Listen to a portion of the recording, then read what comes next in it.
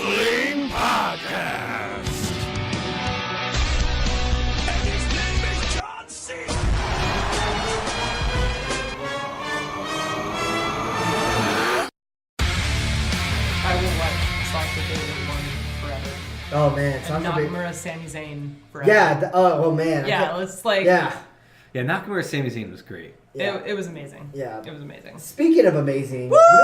you know what today is? What? What's today, Ray? It's Friday, December 16th, 2016, and you are listening to On the Heels Wrestling Podcast. I am Ray. I am not Kyle. I'm Kyle, and today we'd like to wish you all a very happy National Wrestling Podcast Day. Yay! I As did not ordained know. by the Senate, this is actually a real holiday Oh shit. that I'm not making up. Man, That I I'm believe completely you. making up right now. I am completely It's believing kayfabe, you. go with it. All right. We're three wrestling buddies who like to conversate and debate about our fascination and sometimes strong feelings towards professional wrestling. Sometimes. Sometimes. We started this podcast at our former place of business, which gave us a space to shoot on all of the things in our favorite pastime without the confused looks we often got from the rest of the office. This podcast is about giving you, the cherished listener in this holiday season, 12 days of bite-sized commentary on the world of professional wrestling, focusing primarily on WWE's ever-expanding show lineup that will occasionally touch on our local indie scene right here in Seattle, Washington. Yeah. Every week we'll either recap the previous week's WWE weekly shows, network specials, pay-per-views, or we'll hold a roundtable discussion on a particular topic.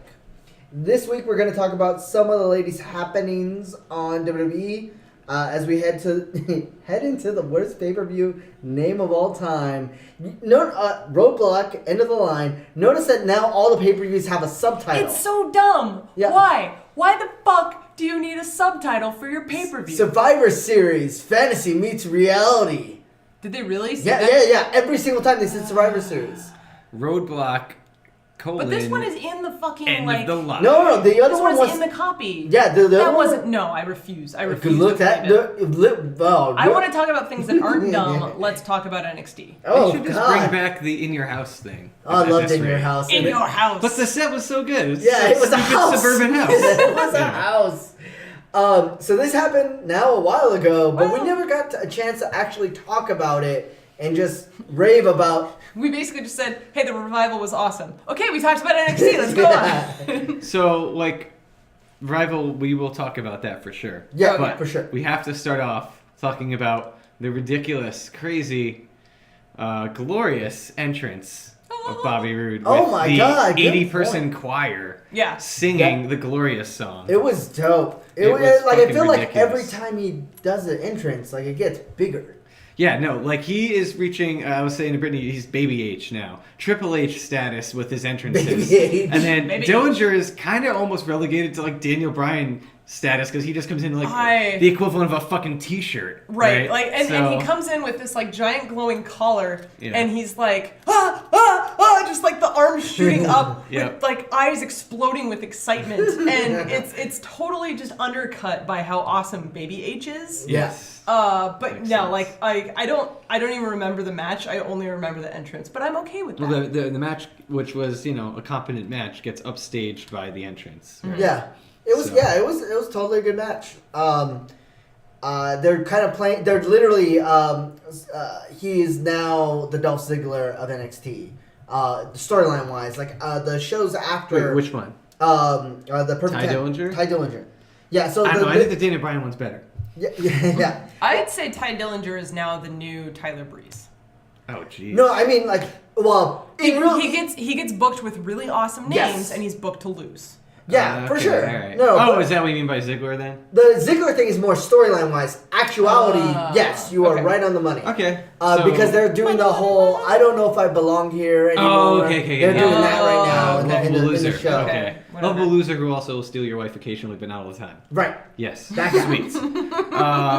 So yeah, that match happened. It was good. You Yeah. know, like the best part about NXT is like generally there aren't bad matches. Yeah, they're So, good matches. Like some are the best matches, but like yeah, you always So we want to. All right. When do we want to gush about Revival? Like I'm looking at our script order, but I kind of feel like it should go later. Well, seeing as we were just talking about gushing matches, I kind of want to talk about Mickie James and Asuka. Yeah. Exactly. Yes. All right.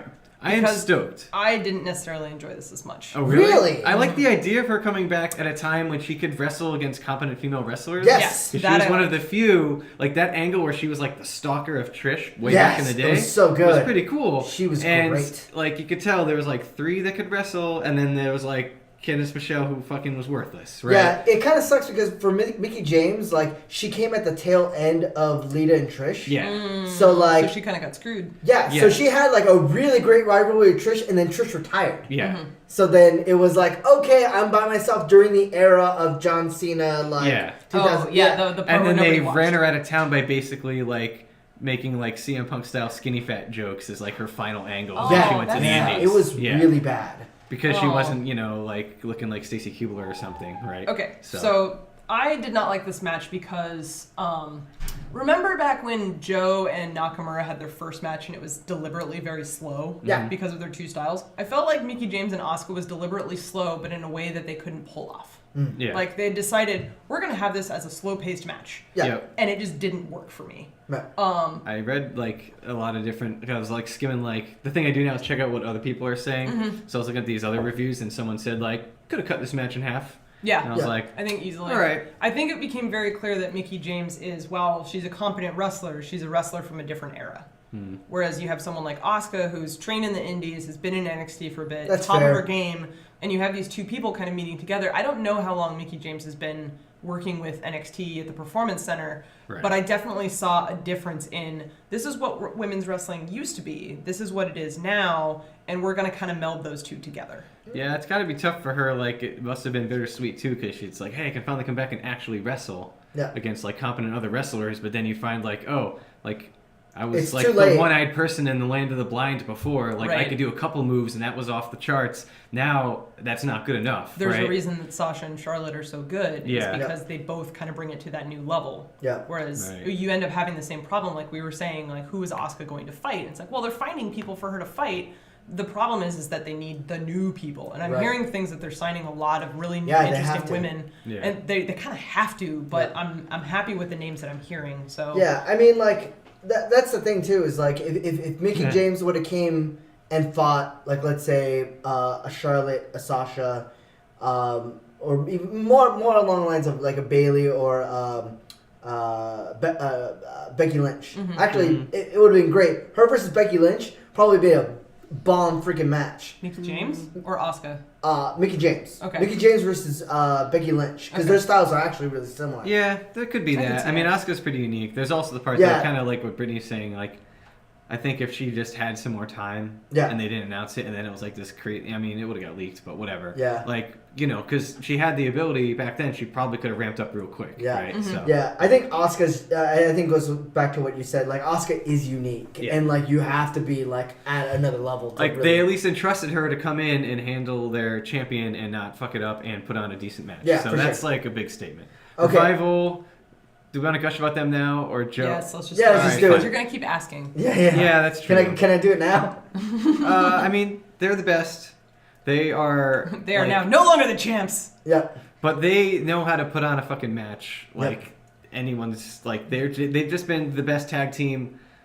I think the best tag team. Period. In WWE. Alpha match- didn't get enough time to cook down there and be as good as Revival. I think. Yeah. Well, I think where American Alpha was successful in, they kind of built this storyline of Jason Jordan wasn't really clicking with anybody.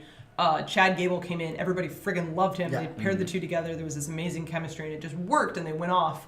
And I remember, I think it was us distinctly saying, what's going to happen with the tag team division now that American Alpha's gone? And what's going to happen is like some of the match of the year quality stuff. Yeah. So I think keeping the Revival around was one of the best decisions Yes. they could have done, because not just necessarily like, I mean, they're there to get all the other guys over. Yeah. Like Yeah. Ciampa and Gargano don't need the help because they're amazing wrestlers and they've been wrestling together really well for a long time. But the Revival did what they needed to do. Yeah. But this specific match too, Oh like my god, it was insane. and this storyline between them that's been going on Yes. forever. That's is what I wanna what's bring up. amazing. Like Yes. they Yeah. have been cooking on this for a while. Like Yes. multiple. All right, so Revivals had their ups and downs, right? But they've been phenomenal all along. Yeah. And you got DIY was DIY because of this tournament, Yeah. right? That happened last That's year. right. Yep. Then they got fucked with by Revival before all this. injury type thing, the fake injury they The pull out, then CWC. they fuck them over. Yeah. The CWC, like this thing's been building to this crazy crescendo, then 2 out of 3 falls, crazy. Yeah, and that's the thing. I mean, like, don't get me wrong. When they Revival fought American Alpha, amazing, great match. Like, but they immediately American Alpha's gone. Like immediately following this match, like they lose the titles and they're off. They pieced out because the brand split's coming up. But this one, we got to marinate, and we got to really. Revival was on like the good growth trajectory that we got to enjoy the whole time. This was the Bailey Sasha level. Yeah. This was the 2-year buildup of storyline, and it wasn't just directly with these guys, as you guys are saying. CWC, like that was purely Gargano and Ciampa kind of doing their thing. Yep. But showing them building together. So yeah, this, but this is not then only the great. injury that happened in that Oh my factored God. into this storyline. There was so much into it.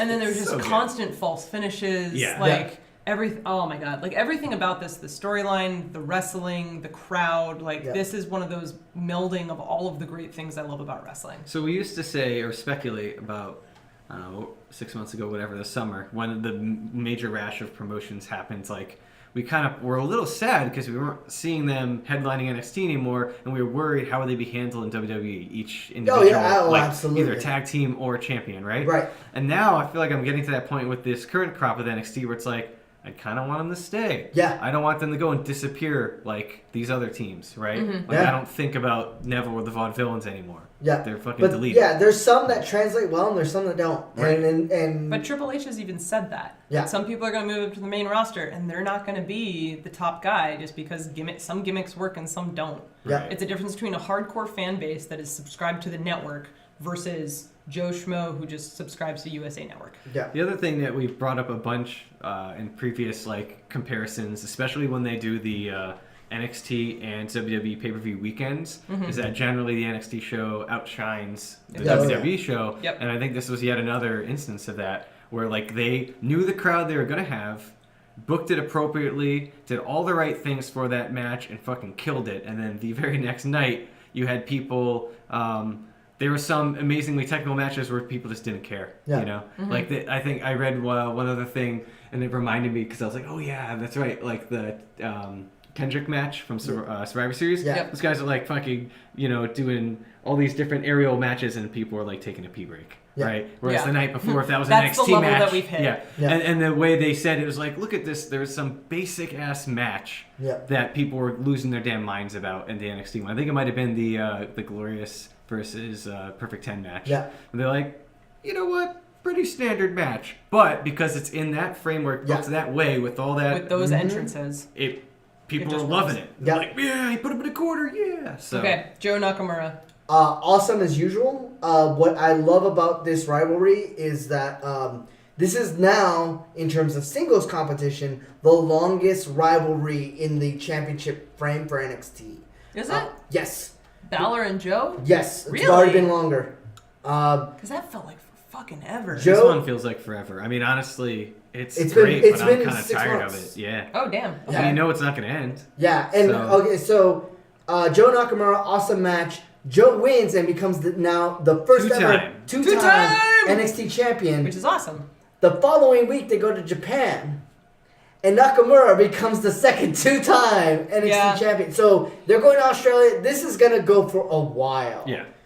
Which is fine because their singles roster still maturing, still marinating. It's still like there's... I feel like Joe will win probably one more time, and then that's when Nakamura will move on to, the Battle Royal or Royal Rumble or something. We have the Royal Rumble coming up, so I wouldn't be surprised to see Well, both if it's of not these the guys Royal there. Rumble, I mean, they may go in there and, Or If it's not Royal Rumble, it's going to be the Raw after. Yeah. Oh, yeah. Good point. Yeah. The Raw after Royal Rumble? Yeah. The Raw after Or like Baron Corbin style, the Andre the Giant thing. Yeah. Right. That's a good way to bring somebody up. So Nakamura had a whole series of violins. Yes. I just kind of want to call this out because this is one of the things I absolutely hate. So I understand when everyone's really excited and you want to sing a theme song, but like you have this awesome entrance with all of these violins, and I was really disappointed because I wanted to hear the violins. Yeah. Like it was going back to the first time they had the fight, and then there was the single violin kind of doing the solo before. It was this really like elegant moment. Yeah. And then it led into the song. But I feel like we missed that because they immediately went into it and just kind of like, oh look, we picked up another violinist. Oh So- look. I wonder if they were actually playing. They were playing. They weren't mic'd. So, Why not? Oh. Fuck, because too many violins. I Might don't know. be too many violins, or they're just like, fuck it, they're all gonna sing anyway. Yeah, probably. That's They had I was surfing around and I said this quote to Brittany earlier, and I'm glad you put it in the script. But somebody said, "Where's the fucking live tuba performance for Joe?" Wow. And then someone else said, whichever idiot, and I didn't pick up on this, whichever idiot played Joe's first music by mistake after he won should be shot. Oh, yeah, that's right. They played his really crappy first music. Oh, the Yeah. Donkey Kong Country one? Yeah. Awesome. So, hey, good pay-per-view. Great pay-per-view, Like always. NXT's awesome. Speaking of good pay-per-views, Yeah. let's go into TLC. Yeah, so... This is now getting annoying for me, because Smackdown, like, fucking comes out of nowhere occasionally and has a thing that, like, it was not supposed to miss. Yeah, right? like I just randomly decided, well, let's watch TLC because I had kind of watched everything and I didn't want to jump into NXT. And I'm like, Yeah. oh, there's a pay-per-view, Yeah, whatever. The Smackdowns, I've been watching them. Haven't been good, but the pay-per-views occasionally are actually really, really good. So was the last one No Mercy before this? Yes. SmackDown Yes. exclusive. Yeah. And how was that one? I don't That wasn't remember. that good. All right, so yeah, like if it was like, okay, all the pay-per-views are always good, I could see, It- all right, yeah, I'll it's plan, not right? consistent. But I don't know when to plan, right? Yeah. And the joint ones are always a little weird. Yeah, so. the very first one, Backlash, you guys were gushing about. And it's Yeah. like, it's going to be amazing. It's like, sometimes. Yeah. No, and whereas Raw has been actively pretty good for all of its pay-per-views, Yeah. which is why we end up watching Raw all the time. Sorry, I'm laughing at the script. Just go. All right, so Randy Orton and Bray I Wyatt. just read it too. Yeah.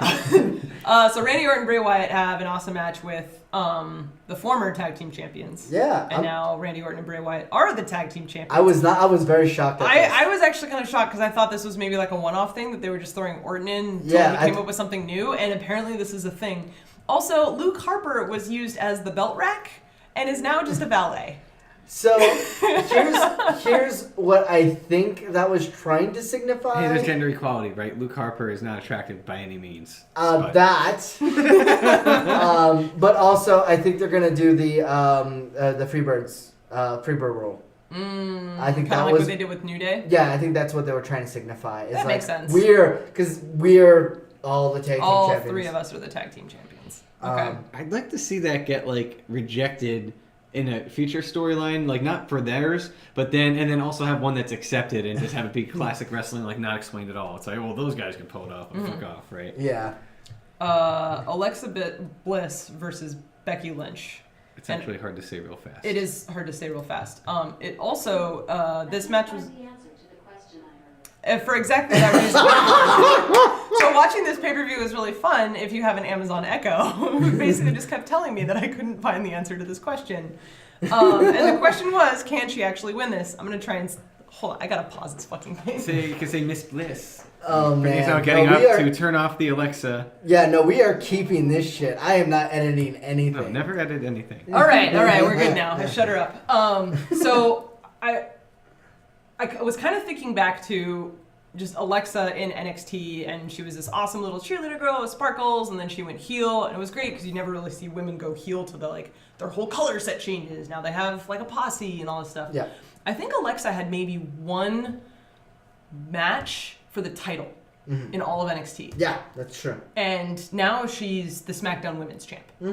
So it was kind of great to see this, like, okay, you put your time in and you get rewarded. And on top of that, the final move was this powerbomb through a table off the apron. Yep. Which, if you had told me Alexa Bliss had done that, I would not have expected it. I would totally expect that move with Becky. Yeah. So it kind of felt like she was giving Becky, like, oh yeah, well, I'm going to serve it up to you the way you would to me. Yeah. And kind of putting them on equal levels. Yeah, added a little bit of legitimacy. Right, and sometimes this match was very meh, and Ray had a really good point earlier that tables matches are kind of just teases. Yeah, they they're set really up a table, terrible.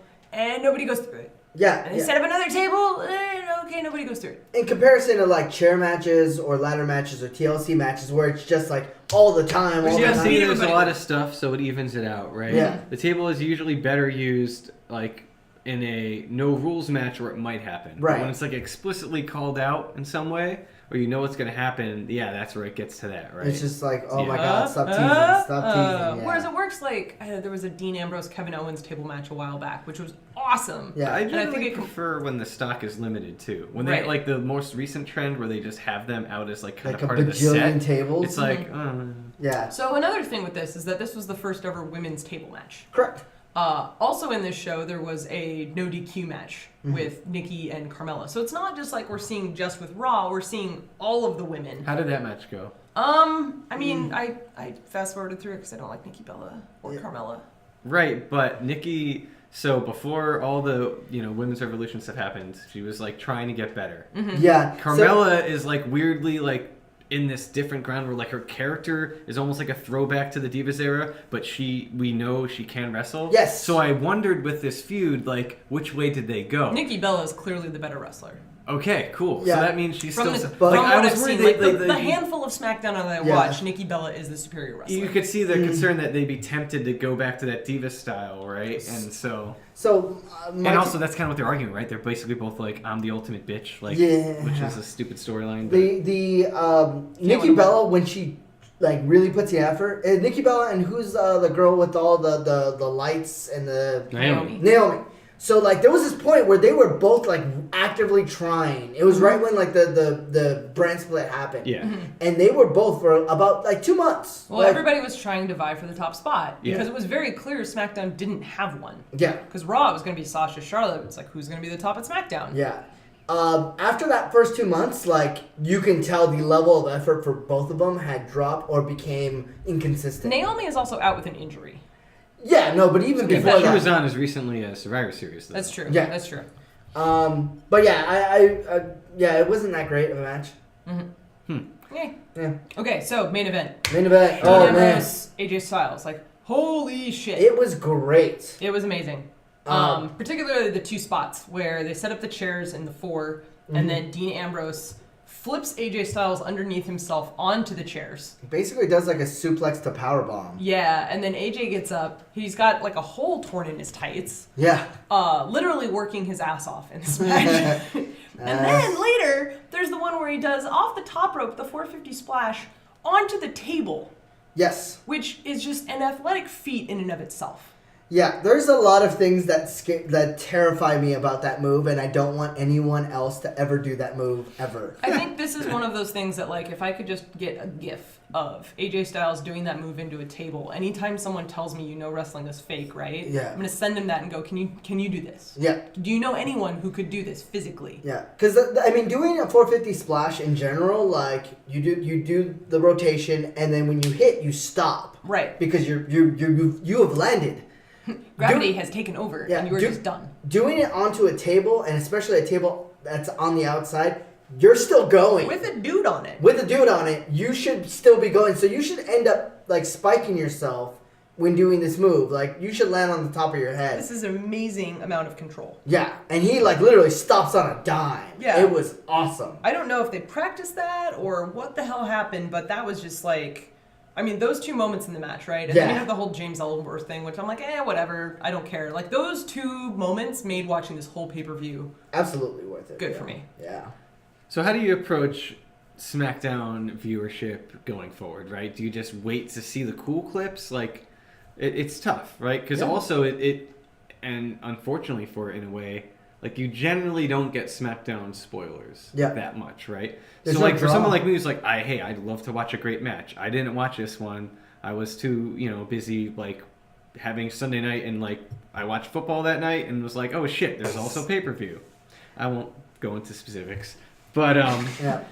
It's okay, Kyle. Giants 2-0 in games that matter. Eh.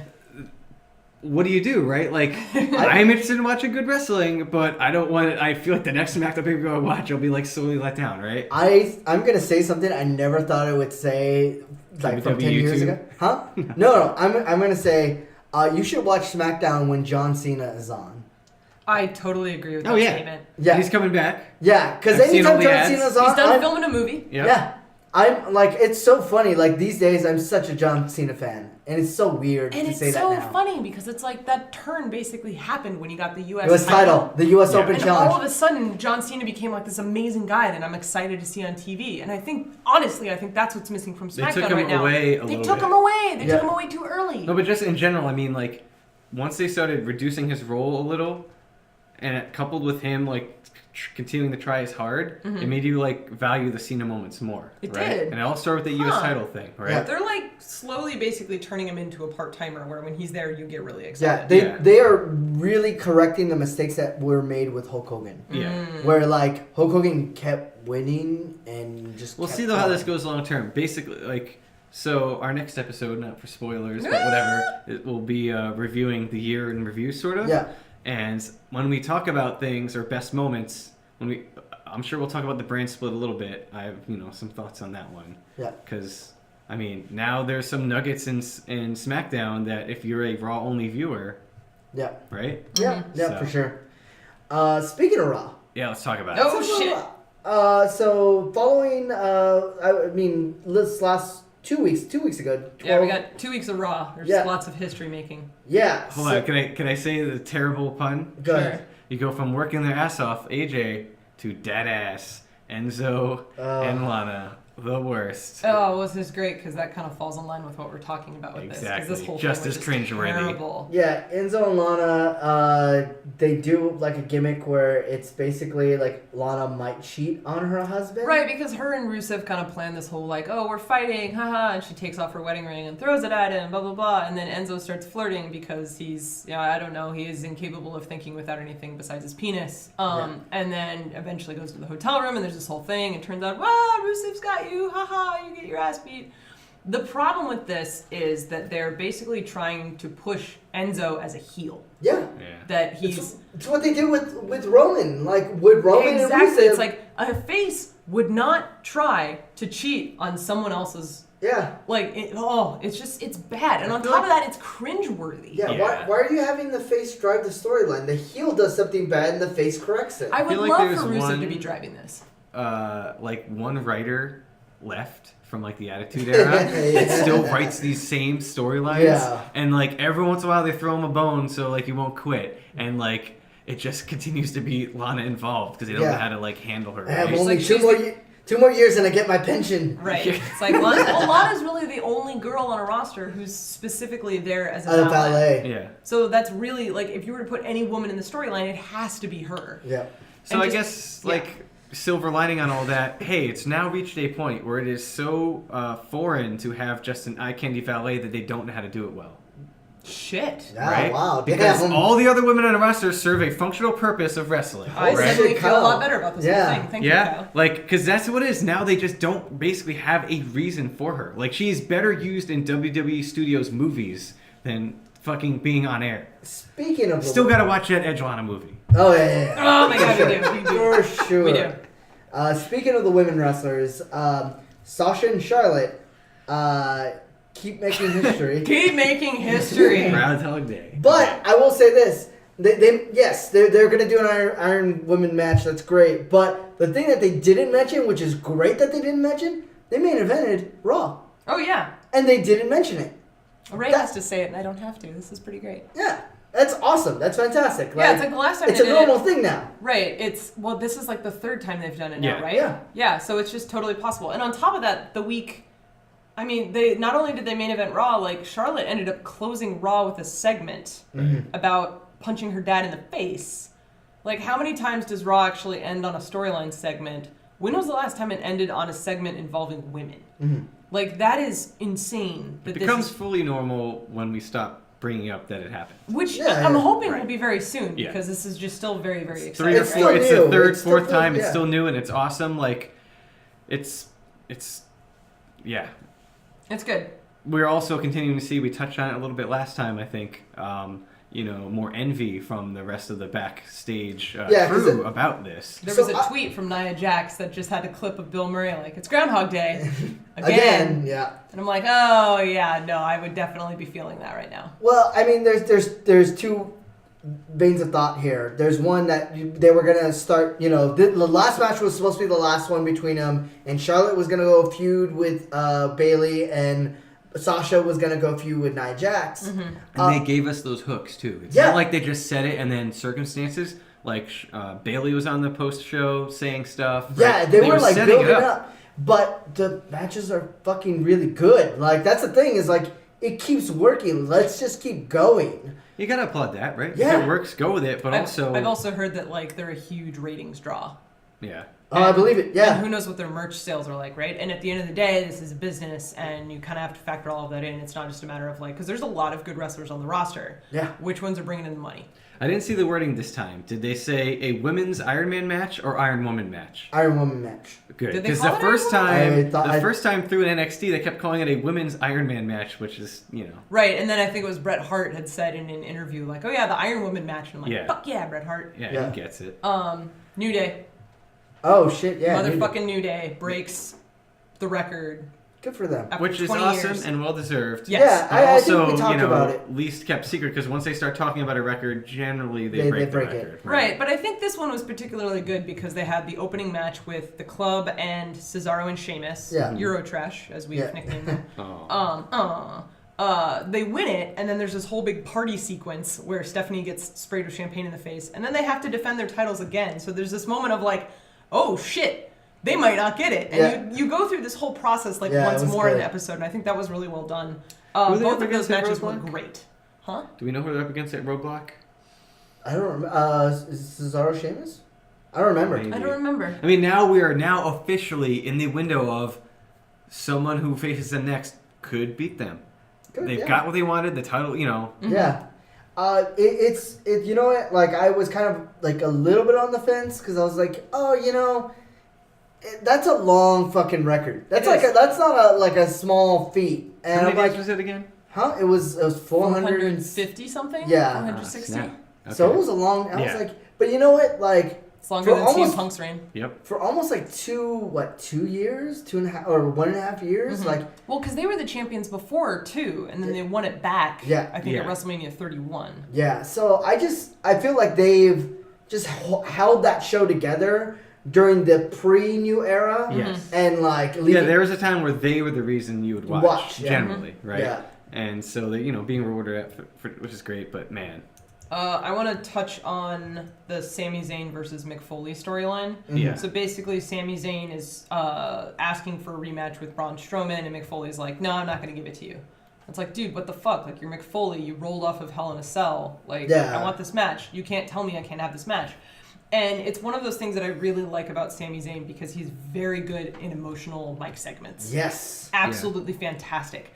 And they play up this whole thing where they're gonna make a trade with Smackdown, and I'm like, ooh, this is interesting because I don't think I've seen this happen yet before. Yeah. And they say, well, we're gonna trade you. We've discussed with Jane O'Brien. We're gonna trade you for an equal member on the Smackdown roster, which they then say is Eva Marie. And like I just love it when WWE has become self-aware enough Yeah. to know that they could just make fun of themselves like that. Yeah. And turns out it's like there's not going to be a trade, and Mick Foley's just trying to get like Sami Zayn to have the chutzpah to like go in and take down Braun Yeah. Strowman. And it's like this really nice feel-good segment, right? Yeah. But like leading up to that, I was like, I don't know who they're going to say, and then Eva Marie was like the last name that I thought of, and it was fantastic. Big guy. it's those moments where they show that level of self-awareness, and it's obviously happened a lot more in the last year or so, right? And we'll touch on that in the next episode, reviewing things. But like, man, it then really makes you then question when they botch some other things, because like you see a thing like that that's like so intelligently self-aware, and you're like, nice. Yeah. And then you see something else that misses the mark even worse than they did before, and you're like, but how? Yeah, Right? like the Lana stuff. Honestly, I think it's because Mick Foley's involved with it. Yeah. I think that has a lot to do He's with that segment. really good at So understanding in the what things where works. he beams down and is part of it, you think he just steers the writing Yeah, more? I think they whereas trust like him. he just lets other stuff go. They trust him. I think they just trust him. He's Yeah. like he has such a good sense of what works. Well, that- yeah, I mean they He has should, a good relationship right? with the company. Like, they've battered and bruised him, and that could have ended badly, but he still actively works for them. Yeah, and Yeah. he always like was very gracious. He has a of- permanent limp. Like, yeah. Well, and he also like before they brought him fully back, into play, like was openly critical in a way that didn't get him totally ostracized. Yeah. Which I think they also kind of respected, Yeah, right? yeah. So I'm just excited. We're getting closer and closer to Christmas, I know we've got McFoley on TV. Yes. Oh shit! Yeah, I'm waiting for it. That last That beard business is class getting that. flannel was really starting to look. He's I'm up in it. surprised he hasn't started to add in a snowman tie He's or something. slowly incrementing. Oh, my God, I'm so excited. Oh man, so that'll about wrap it up for this week. If you like the podcast, you can find us on Twitter at OnTheHeelsWP and on Facebook.com/OnTheHeelsWP. You can find our podcast through lots of different services like iTunes, SoundCloud, and YouTube. Enunciation on fleek. YouTube. Subscribe to the Don't ever say podcast. that. Don't ever say that. What? Keep What is going. it? I'm Keep not a going. dad yet. I can't do dad jokes. You can't. Soon. But I gotta know what these kids are talking about. Leave comments, give us a 5-star rating on the iTunes, and of course, tell your wrestling buddies about the podcast. Message us, tweet at us. Our DMs are open, as Ray would say. Yeah. And Yeah, all the things. Yeah, so thank you for listening to On the Heels Wrestling Podcast. If this wasn't enough wrestling for you and you need a little bit more in your life tonight at 3-2-1 Battle, we'll get to witness the friend of the podcast, Mr. Eddie Van Glam, King of Thong Style. versus the King of Dong Style, Mr. Joey Ryan. I am so fucking pumped for this. Oh my God. Touch his dick.